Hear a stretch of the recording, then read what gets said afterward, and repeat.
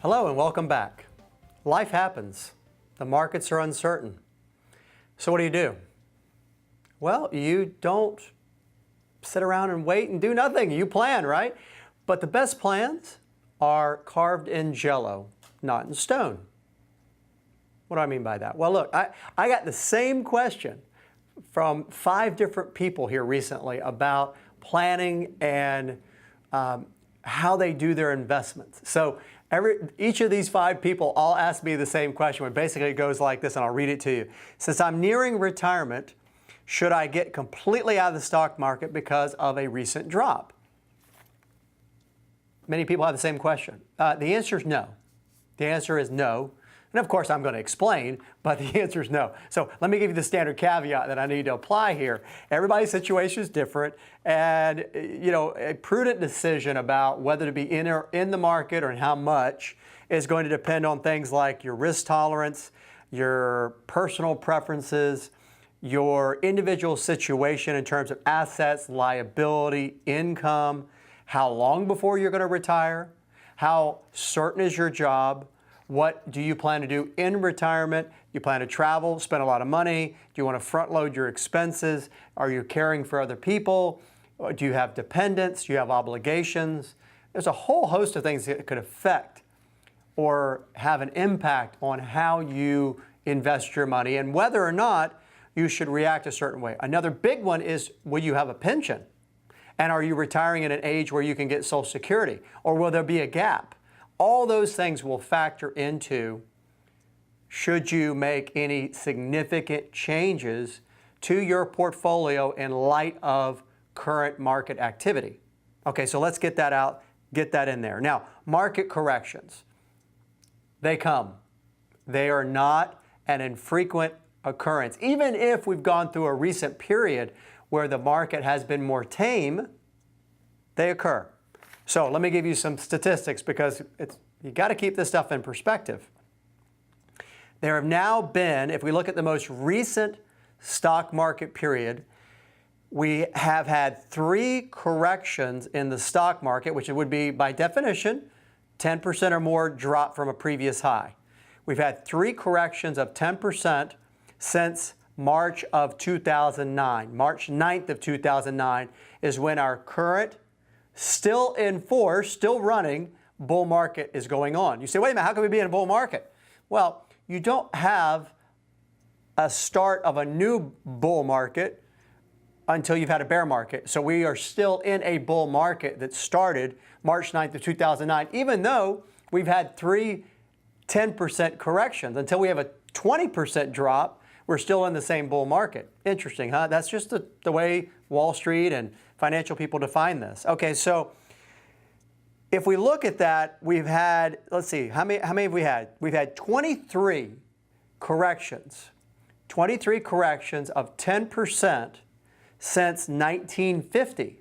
So that's 65 years. We've had 23 corrections. Now, in addition to that, we've had 9 full-blown bear markets. That would be, of course, the 20% drop, right? So between the two, you've got 32 drops of 10% or more. 32. Now, let's do some math. Ready? 32 drops of 10% or more. We've been looking at this since 1950, so that's 65 years, basically. If we take 65 divided by 32, then what we get is that we get a correction of 10% or more about every 2 years. So no, we don't get bull markets that go on unfettered, uninterrupted, undistracted by a correction. We get a correction on average about every 2 years. Now, unfortunately, they're not predictable. They don't come in a nice, even 2-year interval. You may get a correction and then 6 months later get another correction. Some of them are very closely put together. If we look historically, there may not be that long of a period.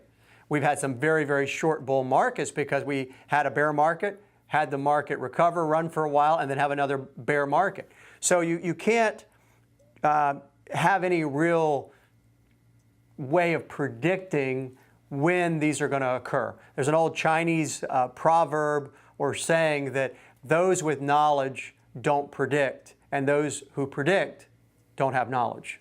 So you could apply that, of course, to what we're talking about here. Very, very difficult, even with all that historical information. And of course, we've got computers and programs and software, and really smart technical people have built things to try to use this historical data and different indicators or drivers, things that would point toward when the next bull or bear market would be. Because if they could get that right, boy, can they clean up, right? They don't have to be right one day in the market. If somebody can accurately predict exactly what the market's going to do on any given day, they've got a sure bet, right? So we don't have that, okay? We might have a hunch, we might have ideas, but if somebody tells you they can tell you exactly what the market's going to do, okay. All right, so now back to the original question, should I make a course correction? I'm close to retirement. Now, close is a relative term. Some people think further ahead than others, just like some people, the way they drive. Some people don't drive very far ahead of their hood of their car. Oh, the car's braking ahead of me, I better slam on my brakes. Somebody else might be looking 5 miles down the road. We all drive differently, and we also all look at things coming to us differently. Now, from a financial planner standpoint, I would tell you that the further we can look, the better, of course, because the further ahead you look, the more modest your corrections or your adjustments can be to your portfolio. Again, if you see your turn coming up ahead, you can ease over. If you wait till the last minute, you obviously have to make a sharper turn. So, course corrections. Let me give you a really distinct and very succinct point here. It depends, but if you're scratching your head and saying, I feel like maybe I need to make a change, well, get a second opinion. Make sure you're on the right track. Have somebody look at it for you and give you some of their perspective. But if you're sitting there and you've got 100% of your money in the market and you're watching the markets gyrate, can't sleep, you've got your retirement, you've got retirement on the brain, it's coming, then I would say, yeah, maybe you do need to pull back. Maybe you do need to reallocate. Maybe you need to move some money. And we do this on a frequent basis at my firm. We help people look at their retirement when they're 1 year, 5 year, even 10 years out. I had a gentleman in the other day, and very wisely, he's looking 10 years out for retirement. Outstanding.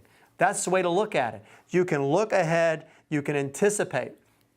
Speaking of that, I just had a client call me, and she just found out, or she's getting a feeling, that her job is not as secure as it was.